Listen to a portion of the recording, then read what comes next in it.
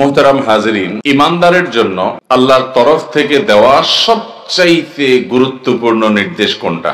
নামাজ, সালাত। সালাতের চাইতে, নামাজের চাইতে গুরুত্বপূর্ণ কোন নির্দেশ ইমানের পর আরেকটি হতে পারে না।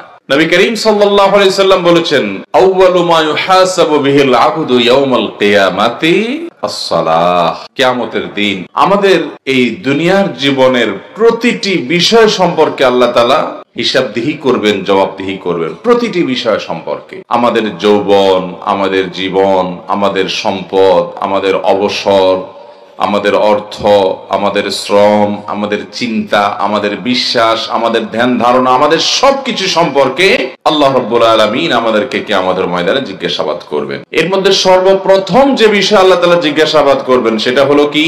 নামাজ। নবী করিম সাল্লাল্লাহু আলাইহি সাল্লাম বলেছেন, যার নামাজের হিসাবটা সে ঠিকঠাক মতো দিতে পারবে, আল্লাহ রাব্বুল আলামিন যখন নামাজের হিসাব দিয়ে শুরু করবেন, এই শুরুটা যখন সে ঠিকঠাক মতো দিতে পারবে, দেখা যাবে তার নামাজের হিসাবে খুব বেশি ঘাপলা নাই, মোটামুটি চলার মতো। সে নামাজ তরক করে নাই, নামাজ ইচ্ছাকৃত ছাড়ে নাই, এবং যদি কখনো ছুটে থাকে সেগুলো পড়ে ফেলছে, লজ্জিত হয়ে আল্লাহর কাছে তওবা করে ক্ষমা চেয়েছে, ভবিষ্যতে আর সে নামাজ ছাড়ে নাই, মনোযোগের সাথে সালাত আদায় করেছে, ধীরস্থিরতার সাথে সুন্দর করে সালাত আদায় করেছে, খুশুখুজুর সাথে সালাত আদায় করেছে। এইভাবে যদি কারোর সালাতটা মোটামুটি হিসাবে ঠিকঠাক সে দিতে পারে, ইনসালুহাত, যদি তার সালাত ঠিক মতো সে দিতে পারে হিসাব, ফাকাদ আফলাহা ওয়া আনজাহ, তাহলে সে হাসি হাসবে, তার আর কোনো টেনশন না, বাকি সব ইজি হবে ইনশাআল্লাহ। ওয়া ইন ফাসাদাত, আর যদি তার নামাজের হিসাবটাতে গড়বড়ি ধরা পড়ে, ভেজাল ধরা পড়ে, বড় ধরনের ঘাপলা ধরা পড়ে, যে জীবনে বহু ওয়াক্ত নামাজ সে ছেড়েছে, পড়ে নাই, গাফলতি করেছে, খুশুখুজুতে অনেক ভেজাল ছিল, ঝামেলা ছিল, যদি তার নামাজের হিসাবে বড় ধরনের ঘাপলা এবং ঝামেলা ধরা পড়ে, তাহলে ফাকাদ খাবা ওয়া খাসির, তাহলে সে লুজার হয়ে যাবে, ক্ষতিগ্রস্ত হয়ে যাবে, আর সামনে খুব বেশি তার জন্য আশার আলো থাকবে না জান্নাতে যাওয়ার পথে।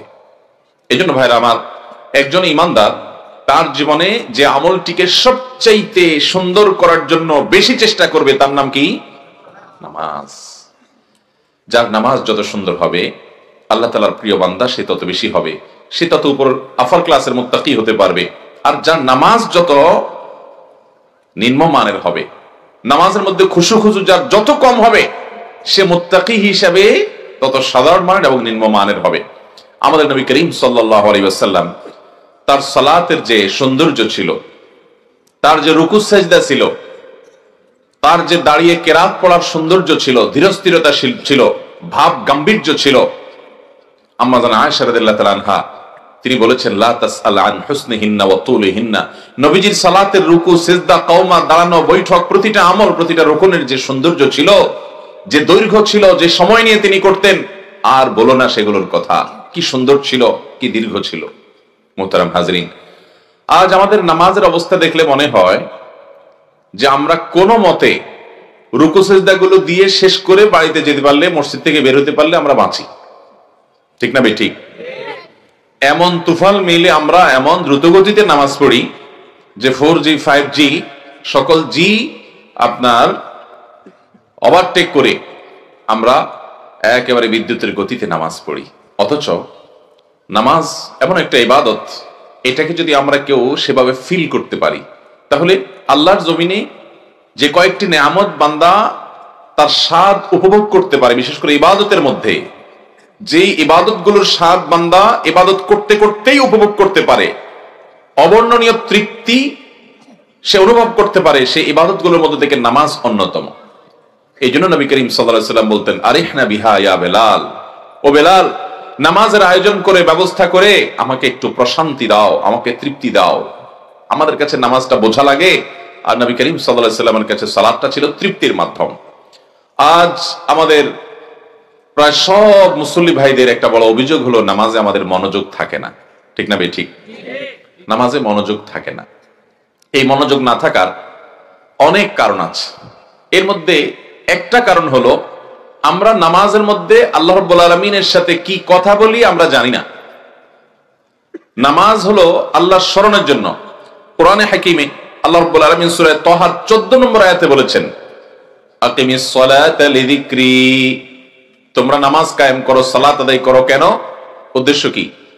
আমার স্মরণের জন্য। আল্লাহ বলছেন তার স্মরণের জন্য সালাত আদায় করতে, অর্থাৎ নামাজ হবে যাতে করে আল্লাহর কথা স্মরণ হয়।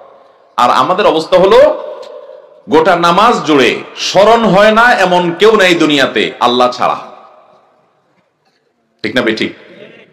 বন্ধুর কথা স্মরণ হয়, পছন্দের খেলোয়াড়দের দলের কথা স্মরণ হয়, বউয়ের কথা স্মরণ হয়, মা বাপের কথা স্মরণ হয়, যেটা সারাদিন মনে ছিল না ওইটাও স্মরণ হয়, সব কিছু স্মরণ হয়, শুধু স্মরণে থাকে না আল্লাহ রাব্বুল আলামিনের কথা। ঠিক না বেঠিক? এই সালাত কিভাবে আখিরাতে আপনাকে আমাকে মুক্তি দিবে ভাইরা আমার? কিভাবে আমাদেরকে এই সালাত জান্নাতের চাবির ভূমিকা হয়ে জান্নাতে প্রবেশ করাবে?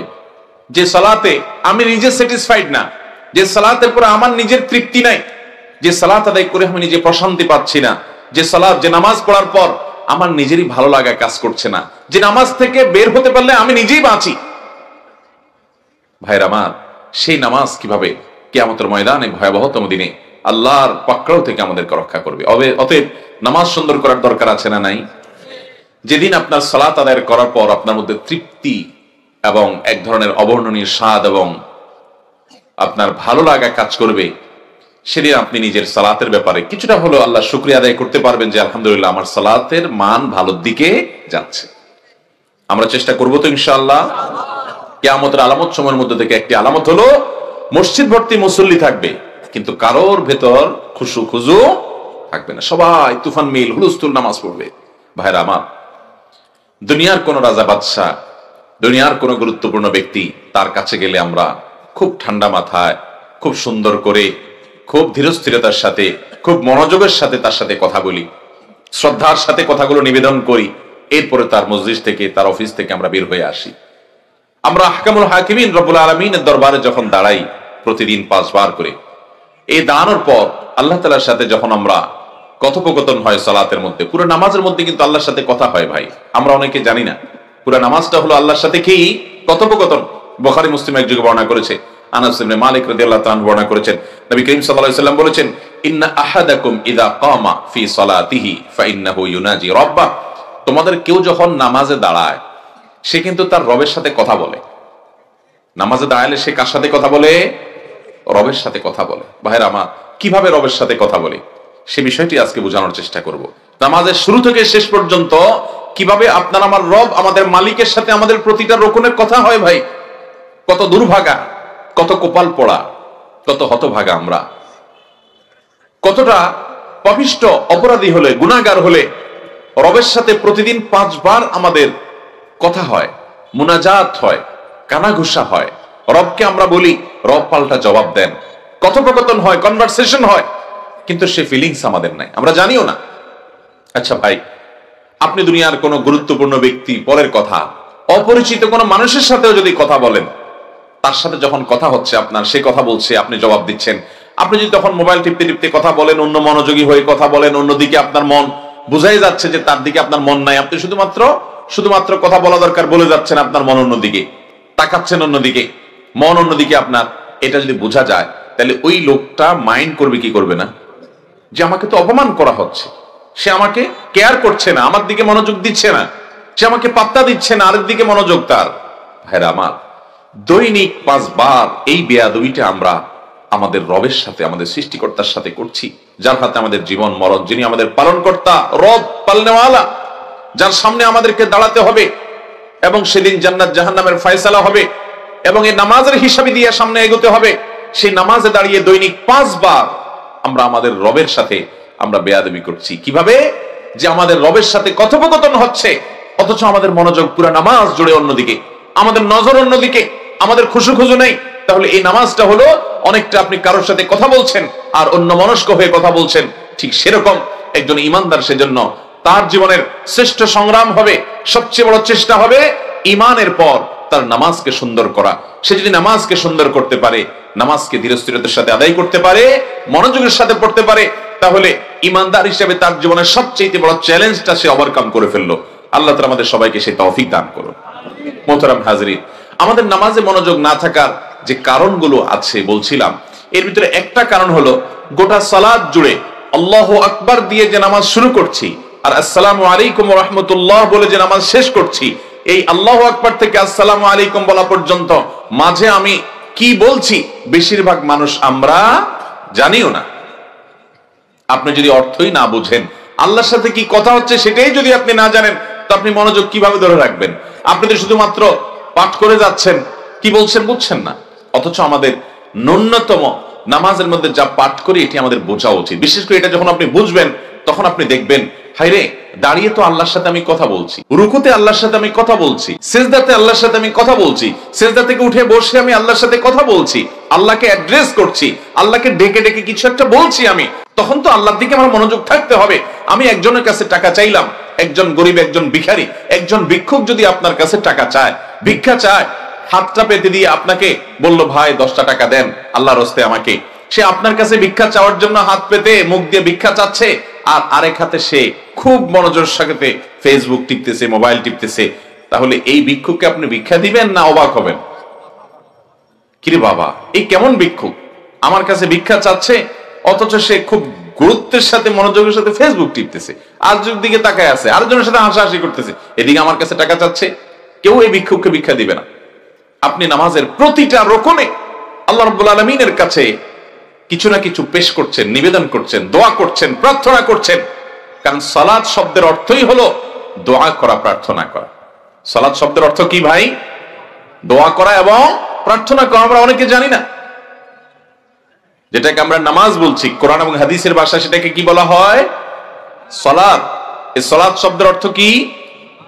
সালাতের এই নামাজের যে সালাত, এই সালাত শব্দের অর্থ অনেক আছে। এখানে সালাত শব্দের অর্থ দোয়া করা এবং প্রার্থনা করা। এই জন্য পুরো সালাতের মধ্যে দেখবেন শুরু থেকে শেষ পর্যন্ত আল্লাহর কাছে বিভিন্ন জায়গায় প্রার্থনা করা আছে। দুই সিজদা থেকে উঠে বসে আপনি আল্লাহর কাছে প্রার্থনা করছেন, দোয়া করছেন, আপনি আল্লাহর কাছে চাইছেন আর মনোযোগ আরেক জায়গায়, তাহলে আপনার অবস্থা তো ভিক্ষুকের মতো। অতএব সালাতের মধ্যে আমরা কি পড়ছি আসুন জানার চেষ্টা করি, তাহলে আমাদের মনোযোগ আসবে। নবী করিম সাল্লাল্লাহু আলাইহি সাল্লাম তিনি বলেছেন, কাসামতুস সালাতা বাইনি ওয়া বাইনা আবদি নিসফাইন। আমি সালাতের মধ্যে, নামাজের মধ্যে যে সূরা ফাতিহা পাঠ করে মানুষ, সেই সূরা ফাতিহাকে দুই ভাগে ভাগ করেছি। তার একটা ভাগ আমার বান্দা আমার কাছে নিবেদন করে, আর আরেক ভাগে আমি তার নিবেদনের জবাব দেই। অর্থাৎ আল্লাহর সাথে কথোপকথন হয় নামাজের মধ্যে। বান্দা যখন পড়ে আলহামদুলিল্লাহি রাব্বিল আলামিন, তখন আল্লাহ জবাব দেন না, আল্লাহ পাল্টা বলেন হামিদানি আবদি। বান্দা যখন বলে আর রহমানির রহিম, তখন আল্লাহ বলেন আসনা আলাইয়া আবদি। বান্দা যখন বলে মালিক ইয়াউমিদ্দিন, তখন আল্লাহ বলে মাজ্জাদানি আবদি। যখন বান্দা বলে ইয়্যাকা না'বুদু ওয়া ইয়্যাকা নাস্তাঈন, তখন আল্লাহ বলেন হাযা লি আবদি, হাযা বাইনি ওয়া বাইনা আবদি ওয়া লি আবদি মা সাআল। এরপরে শেষের আয়াত যখন পাঠ করি তখন আল্লাহ তাআলা একই জবাব দেন। তাহলে আমরা আয়াত তেলাওয়াত করছি আর আল্লাহ আমাদের কথার পরিবর্তে, বিপরীতে আল্লাহ তাআলা একটা জবাব দেন। কিন্তু আল্লাহর জবাব নেওয়া তো পরের কথা, আমরা যে পড়ে যাচ্ছি আমাদের হুঁশ নেই, মন্ত্রের মতো হুলস্থুল করে সূরা ফাতিহা পড়ে শেষ করে চলে যাচ্ছি, আল্লাহর কথা আমাদের মনে থাকছে না। অথচ আমাদের উদ্দেশ্যটাই হলো আল্লাহর স্মরণ। আকিমিস সালাতা লিযিকরি, আমার স্মরণের জন্য সালাত আদায় করো। সেখানে আল্লাহর স্মরণই যদি না থাকে, কিসের সালাত, কিসের নামাজ? এটা আল্লাহ তাআলা আমাদেরকে আল্লাহর স্মরণ হয় সেরকম প্রাণবন্ত সালাত আদায় করার তৌফিক দান করুন। ভাইরা আমার, সেই রকম সালাত যদি পড়তে পারেন, সেরকম নামাজ যদি পড়তে পারেন, যে নামাজে আল্লাহর কথা আপনার সর্বক্ষণ স্মরণ হবে, ওই নামাজ থেকে দুনিয়ার কোন শক্তি আপনাকে সরাতে পারবে না। আপনি ওই নামাজে এত মজা পাবেন, এত স্বাদ পাবেন যে ওই নামাজ আপনি কখনো ছেড়ে থাকতে পারবেন না। ওই নামাজ আপনার কাছে আল্লাহর জমিনের সবচেয়ে বড় নিয়ামত মনে হবে, উপভোগ্য মনে হবে, যদি নামাজের সে স্বাদ আমরা পেয়ে যাই। আজ আমরা আমাদের সালাতগুলোকে নষ্ট করে ফেলেছি, যার কারণে সালাতের স্বাদ বা তৃপ্তি আমরা পাই না। এটা একটা বোঝা, এটা পড়ে শেষ করতে পারলে আমাদের জান বাঁচে এমন একটা অবস্থা। অথচ নবী করিম সাল্লাল্লাহু আলাইহি সাল্লাম রাতে যখন তাহাজ্জুদে দাঁড়াতেন, তার পা মুবারক ফুলে যেত, এত দীর্ঘ সময় ধরে দাঁড়িয়ে তিনি সূরা কিরাত পড়তেন, রুকু সিজদা করতেন সাল্লাল্লাহু আলাইহি ওয়াসাল্লাম। আল্লাহ তাআলা আমাদেরকে সেরকম প্রাণবন্ত এবং জীবন্ত এবং এরকম রুহানি সালাত আদায় করার তৌফিক দান করুন, যে সালাত নবী করিম সাল্লাল্লাহু আলাইহি ওয়াসাল্লাম ও সাহাবায়ে কেরাম আদায় করেছেন।